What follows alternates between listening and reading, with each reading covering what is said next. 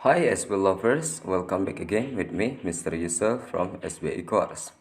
Ketemu lagi dengan saya Mr. Yusuf, dan kali ini saya akan mencoba memberikan latihan soal, yaitu khususnya tentang TOEFL ya. Oke, langsung saja ke pertanyaannya. Pertanyaan yang pertama, everybody in the theater are watching the film attentively.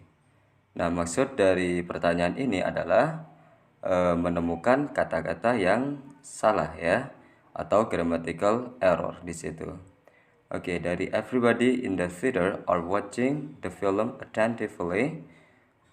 Yang salah di situ kita cek dulu seperti biasanya. Subjeknya di situ adalah everybody ya. Everybody in the theater itu adalah subjeknya. Sedangkan verbnya di situ are watching, kemudian the film attentively ya, the film object, sedangkan attentively-nya itu keterangannya dengan penuh perhatian.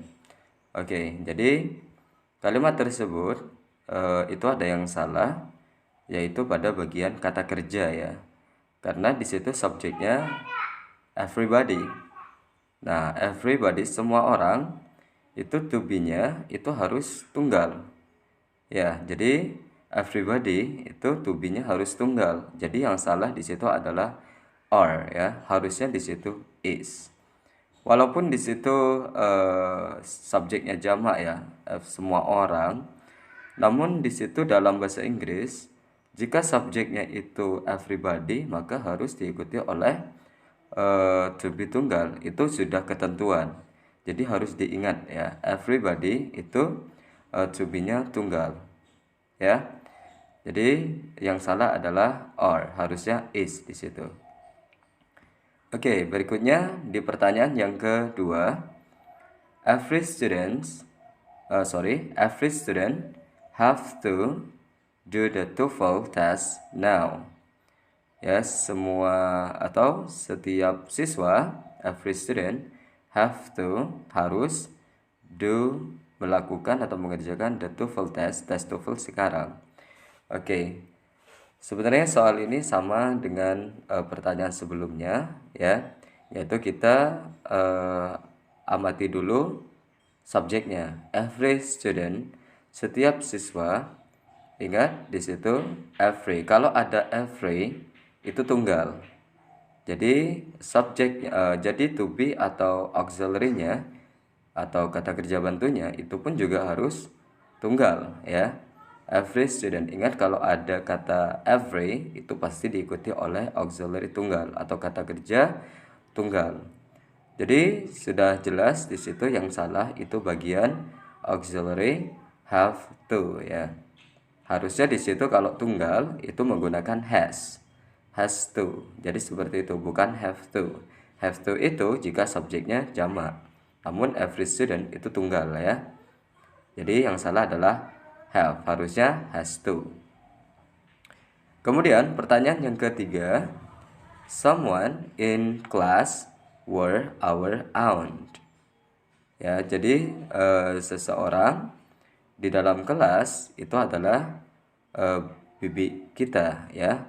Sama seperti soal sebelumnya, yaitu subjeknya adalah someone ya, seseorang. Ingat, someone itu tunggal ya. Jadi yang salah di situ adalah bagian to be-nya, were, to be past ya, simple past tense, were.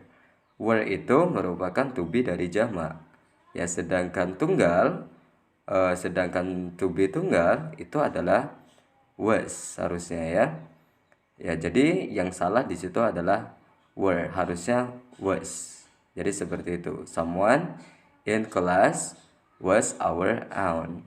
Ya, seseorang di dalam kelas itu adalah bibi kita.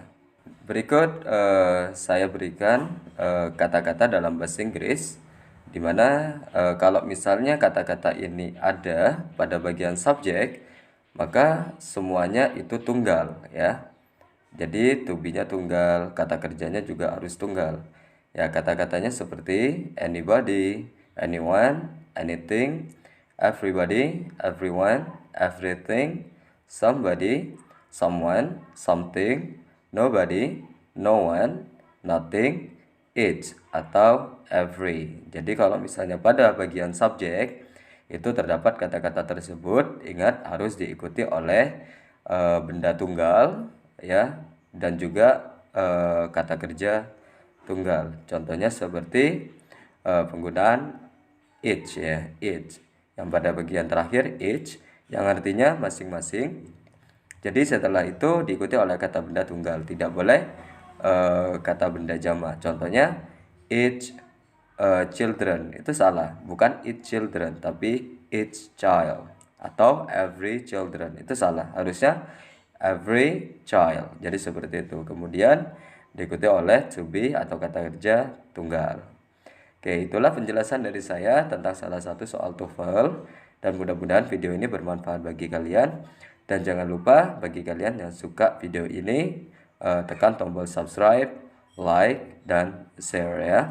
Oke, terima kasih sudah menonton video ini, and the last I say, goodbye. Hi SB lovers, welcome back again with me, Mr. Yusuf from SBI Course. Ketemu lagi dengan saya, Mr. Yusuf. Dan kali ini saya akan mencoba memberikan latihan soal lagi yang berkaitan dengan TOEFL. Oke, langsung saja ke pertanyaan yang pertama di situ. New responsibilities blank. Pilihannya di situ ada always appears. Yang B ada always appear, ada appears always, dan juga ada appear always. Oke, seperti biasa, ketika kalian di situ lagi mengerjakan TOEFL, perhatikan subjek pada kalimat tersebut atau temukan kata kerja ya. Kalimat tersebut belum memiliki kata kerja. Di situ hanya ada subjek, yaitu new responsibilities. Jadi kalau misalnya ada pertanyaan seperti ini, kalian harus mengerti subjeknya itu tunggal atau jamak. Jadi seperti itu saja ya, gampang. Jadi new responsibilities itu subjek jamak. Maka apabila subjeknya jamak, itu harus diikuti oleh kata kerja jamak. Ya, kata kerja bentuk pertama yang jamak itu adalah pilihan B dan D, yaitu appear, ya, always appear. Sedangkan yang D, appear always. Sedangkan untuk always appears dan juga yang C, appears always, kata kerja appears yang ditambah S itu apabila subjeknya tunggal. Ya, sedangkan pertanyaannya memiliki subjek dalam bentuk jamak. Jadi yang A dengan yang C itu sudah jelas salah. Jadi pilihannya antara B dan D di situ. Oke, kemudian antara B dan D, yang paling benar itu adalah yang B. Jadi seperti itu. Karena apa? Karena kata kerja itu selalu diletakkan setelah frekuensi ya. Di situ always itu merupakan frequency of adverb ya. Jadi kata kerjanya harus selalu diletakkan setelah frekuensi of adverbnya, always-nya maksudnya ya. Jadi pilihan yang tepat itu adalah yang B. Kalau yang D itu aturan yang salah, harusnya always appear, bukan appear always. Oke, kemudian pertanyaan yang kedua di situ. A university education blank it possible. Oke, pilihannya di situ ada usually makes, yang B usually make, sedangkan yang C makes usually, dan yang D itu make usually. Pertanyaan ini sama seperti pertanyaan sebelumnya, yaitu tentang penggunaan frequency of adverb ya. Jadi seperti itu. Perhatikan di situ subjeknya adalah a university education. Di situ ada penggunaan artikel a yang menunjukkan kalau benda itu tunggal. Jadi seperti itu, a university education ya. Itu subjeknya tunggal. Maka kata kerjanya itu harus menggunakan kata kerja bentuk tunggal.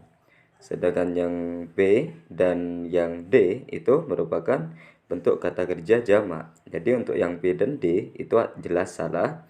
Jadi pilihannya antara A dan C.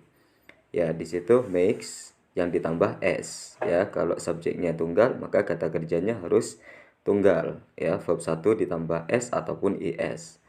Nah, sedangkan penggunaan kata kerja itu selalu diletakkan setelah frequency of adverb, setelah usually, yang artinya biasanya.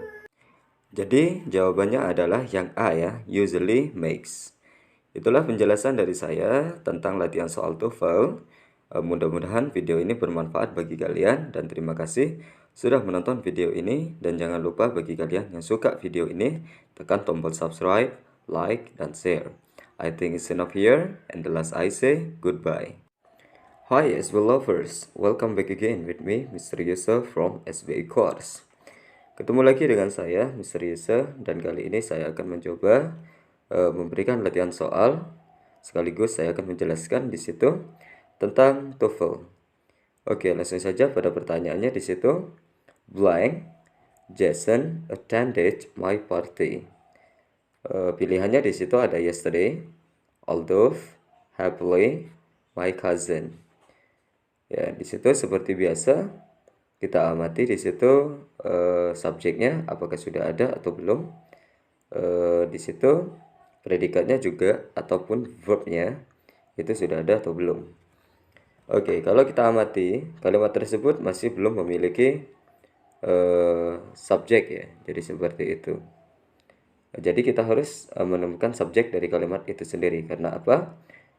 Attended itu merupakan kata kerja. My party itu merupakan keterangan ya.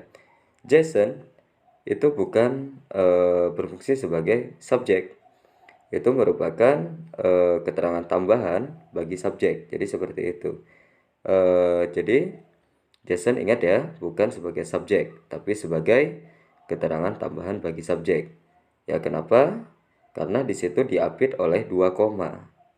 Nah, jadi kalau misalnya ada kalimat bahasa Inggris yang diapit oleh 2 koma seperti itu disebut dengan apositif.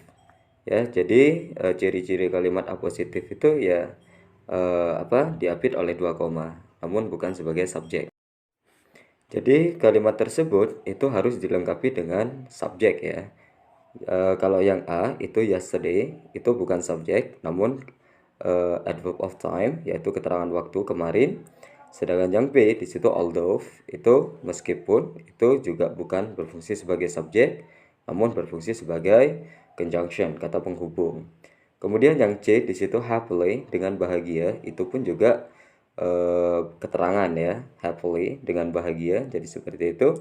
Jadi jawaban yang tepat untuk pertanyaan tersebut adalah my cousin. Jadi seperti itu subjeknya. Oke, my cousin itu adalah keponakan laki-laki. Oke, jadi my cousin Jason attended my party. Ya, keponakanku Jason datang ke pestaku. Jadi seperti itu. Oke, kemudian lanjut di pertanyaan berikutnya. An excellent basketball player, blank, never misses his basketball shots. Jadi seperti itu. Oke, seperti biasa di situ kita amati bagian subjek, kemudian kita cek dulu auxiliary atau kata kerjanya. Jadi seperti itu. Pertanyaan itu sebenarnya sama dengan soal sebelumnya, karena di situ terdapat koma ya. Jadi di belakang player itu ada koma ya, an excellent basketball player, koma. Nah, itu merupakan kalimat apositif ya. Jadi an excellent basketball itu sendiri itu merupakan apositif ya, sebagai informasi tambahan untuk subjek. Jadi seperti itu. Jadi yang perlu kita cari di sini adalah bagian subjek ya, karena sudah ada keterangan tambahan bagi si subjek, sedangkan subjeknya di situ tidak ada. Kemudian kalau kata kerjanya di situ ada misses atau never misses, yang artinya tidak pernah kehilangan ya, atau menyia-nyiakan his basketball shots, yaitu pukulan ya, bola basketnya. Jadi seperti itu. Nah, pilihannya di situ ada I, saya, will, akan, ada Dustin, nama orang, dan when. Di situ kita cari yang berfungsi sebagai subjek. Kalau will itu modal auxiliary, bukan posisi sebagai subjek, bukan berfungsi sebagai subjek. Begitupun dengan when yang D itu merupakan conjunction, kata penghubung. Jadi pilihannya antara A dan C, yaitu I dan Dustin. Namun kalau pilih I, kalimat tersebut tidak sesuai. Karena di belakang kalimat di situ ada possessive ya, atau kepemilikan, yaitu his. Ya, menunjukkan kepemilikan dia laki-laki, his basketball shorts. Jadi, kepemilikan dia laki-laki itu indikatornya. Jadi, subjeknya adalah Dustin. Ya, nama orang yang merupakan proper noun. Jadi, seperti itu. An excellent basketball player, Dustin never misses his basketball shots. Ya, seorang pemain basket yang sempurna, Dustin tidak pernah menyia-nyiakan pukulan bola basketnya. Jadi, seperti itu. Oke, itulah penjelasan dari saya tentang latihan soal TOEFL ini. Mudah-mudahan video ini bermanfaat dan bagi kalian yang suka video ini jangan lupa tekan tombol subscribe, like, dan share. And I think it's enough here. And the last I say goodbye. Hi SB lovers, welcome back again with me Mr. Yusuf from SBI Course. Ketemu lagi dengan saya Mr. Yusuf. Dan kali ini saya akan mencoba menjelaskan salah satu latihan soal yaitu TOEFL. Oke, langsung saja ke pertanyaannya di situ. Blank, the wild animal belongs to Mr. Dale. Pilihannya di situ ada lions, a lion, it, dan juga all dove. Seperti biasa di situ, ketika kalian mengerjakan soal TOEFL, perhatikan di situ struktur pembentuk atau pembangun kalimatnya. Yaitu ada subjek, ada predikat atau verb atau kata kerja ya. Jadi inti dari ketika kalian fokus di soal TOEFL, temukanlah subjek, kemudian verb atau predikat. Karena itu merupakan syarat mutlak dari kalimat bahasa Inggris. Oke, di situ ada kata yang diapit oleh 2 koma ya, yaitu the wild animal. Kalau misalnya kalian melihat di bagian depan ada kata yang diapit oleh 2 koma, itu merupakan bentuk apositif. Ya, apositif sendiri itu adalah keterangan tambahan untuk subjek, namun bukan berfungsi sebagai subjek. The wild animal, yaitu binatang buas. Karena diapit oleh 2 koma, itu bukan subjek, tapi itu apositif. Yang fungsinya untuk memberikan keterangan tambahan kepada subjek. Jadi seperti itu. Kemudian, di situ ada kata kerja belongs to. Ya, belongs to. Itu berfungsi sebagai kata kerja, yaitu miliknya. Jadi seperti itu, miliknya Mr. Dale. Jadi kalimat tersebut itu belum memiliki subjek. Ya, subjek yang tepat untuk kalimat itu adalah subjek tunggal. Karena di situ memiliki verb atau kata kerja tunggal, yaitu belongs, ada s-nya.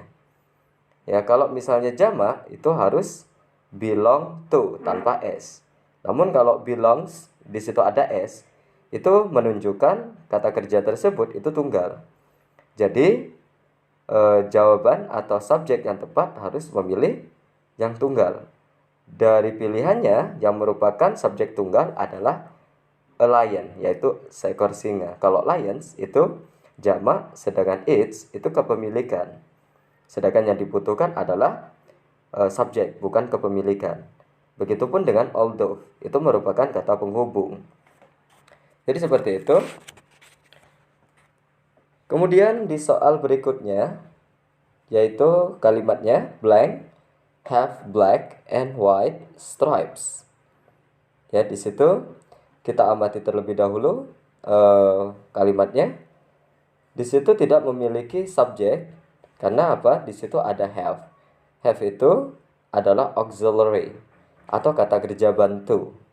Jadi seperti itu. Kata kerjanya sudah diketahui, yaitu have.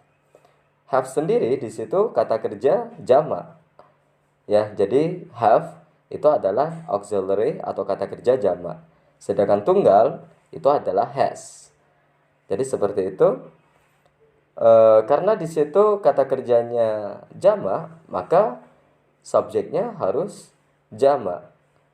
Pilihannya di situ ada zebra, ada zebras, ada a zebra, dan juga ada it. Dari pilihan tersebut, yang merupakan subjek jamak itu adalah zebras. Jadi jawabannya adalah yang B. Sedangkan yang A, C, dan D itu semuanya tunggal. Itulah penjelasan dari saya tentang latihan soal TOEFL bagi pemula. Mudah-mudahan video ini bermanfaat bagi kalian yang sedang ingin meningkatkan skill TOEFL ya dalam bahasa Inggris. Dan jika kalian suka video ini, jangan lupa tekan tombol subscribe, like, dan pastinya share ya. Okay, I think it's enough here. And the last I say, goodbye. Hi SB lovers, welcome back again with me Mr. Yusuf from SBA Course. Ketemu lagi dengan saya Mr. Yusuf, dan kali ini saya akan mencoba membahas latihan soal lagi yang berkaitan dengan TOEFL. Oke, langsung saja pada pertanyaannya di situ. The film blank appearing at the local theater is my favorite. Seperti biasanya di situ ketika kalian mengerjakan soal TOEFL bagian structure, temukan dulu subjek, kemudian verb atau kata kerja di situ ya. Oke, ini bagian present participle, yang mana di situ kita akan mengerjakan bagian verb ing ya, kata kerja yang ditambah dengan ing. Namun sebagai adjective, yaitu as an adjective ya, bukan sebagai as part of verb, bukan bagian dari adverb di situ. Itu diingat. Oke, di situ subjeknya adalah the film blank appearing, muncul at the local theater, di theater lokal adalah favoritku. Jika kita amati di situ subjeknya sudah ada, yaitu the film. Kemudian verbnya atau kata kerjanya di situ ada ya, yaitu is, yaitu to be. Jadi letak dari kata benda dengan to be-nya itu jauh ya. Namun di situ kalian harus fokus mencari unsur subjek dan juga kata kerja di situ ya. Namun di situ ada kata kerja yang diingkan, di situ appearing ya. Di situ bukan berfungsi sebagai kata kerja. Ya, ingat walaupun di situ appear itu muncul, itu adalah kata kerja. Namun tidak mungkin dalam kalimat tunggal itu ada dua kata kerja. Jadi seperti itu. Jadi appearing di situ itu muncul sebagai kata sifat atau yang menjelaskan. Jadi seperti itu. Oke. Jadi dalam kalimat tersebut kita tidak membutuhkan kata kerja ya. Jadi bisa kita cek jawabannya. B is itu to be. Di situ sudah ada kata kerja ya. To be itu berfungsi sebagai kata kerja. Jadi B kita coret. Sedangkan yang C di situ it itu berfungsi sebagai subjek ya, kata ganti ya. Karena di kalimat itu sudah ada subjek, maka it itu salah ya. Jadi seperti itu. Jadi gak mungkin dalam kalimat tunggal ada dua subjek ya. Pengecualian ya, kalau misalnya ada kata penghubung seperti and itu masih boleh, namun di situ tidak ada kata penghubung atau conjunction and, maka it itu salah. Kemudian yang D itu was, itu to be dari simple past ya, itu berfungsi sebagai kata kerja, jadi salah ya. Jadi jawabannya sudah bisa dipastikan itu adalah now. Jadi seperti itu sekarang ya. Jadi the film now appearing at the local theater is my favorite ya, yang artinya film yang muncul sekarang di teater lokal itu adalah film favoritku, maksudnya seperti itu. Oke, itulah penjelasan dari saya tentang salah satu jenis soal TOEFL yang berkaitan dengan structure, khususnya di present participle ya, verb ing. Mudah-mudahan video ini bermanfaat bagi kalian, dan jangan lupa bagi kalian yang suka video ini tekan tombol subscribe, like, dan share. And I think it's enough here my explanation, and thank you so much for watching, and the last I say goodbye.